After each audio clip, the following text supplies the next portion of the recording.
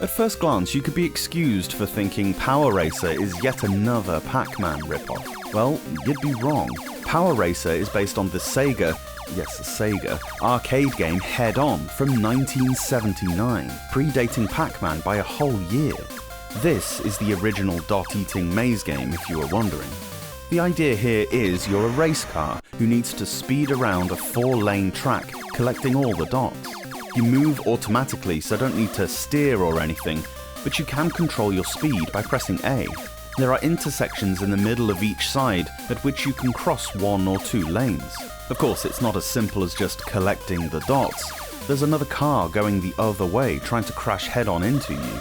There's only one maze layout over the 10 levels, but the opponent gets more aggressive as the difficulty increases, and by level 5 there are 2 cars to dodge. The trick is to anticipate which lane the opponent will swerve into. This isn't as simple as it sounds, as there's the potential that they could move into at least 3 different ones. If they're in the middle 2 lanes, they could maneuver into any one of them. It does feel a little like they target you sometimes, and if you've already entered a lane, you can't reverse out.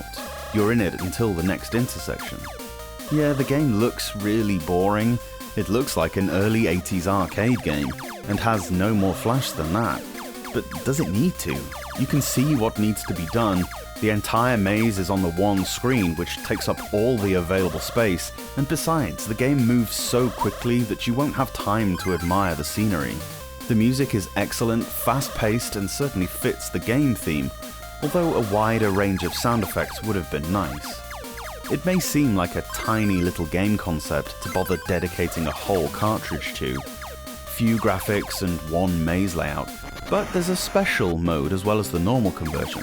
Here you have the same maze and the same aim, but with plenty of added features. There are ever-changing walls between some of the junctions, which remind me of when they cone off lanes during motorway roadworks. Oil slicks that leave you stranded for a few seconds, a second car that follows you and takes over should you crash, conveyor belts that force you to switch lanes, and a really nice C block that completes the level for you. These unique features give the Game Boy version a little more longevity. I don't know if I'd repeatedly come back to this one, but for what it is, yet another arcade conversion, Power Racer ain't half bad.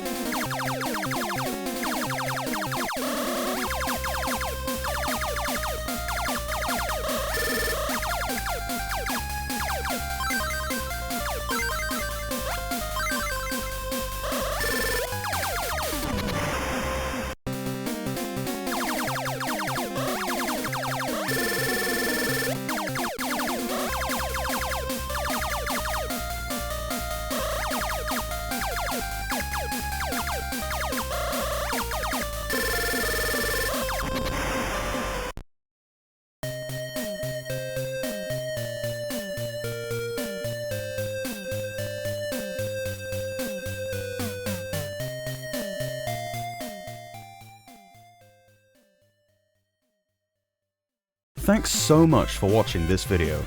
Let me know your thoughts on the game down below, And if you can spare a second, give the review a quick thumbs up, it really helps out. Subscribe to the Portable Power Podcast for a new Game Boy review every day from Monday to Friday. Or alternately, new episodes of the podcast drop every Saturday and Sunday on whichever platform you get your pods. See you later on.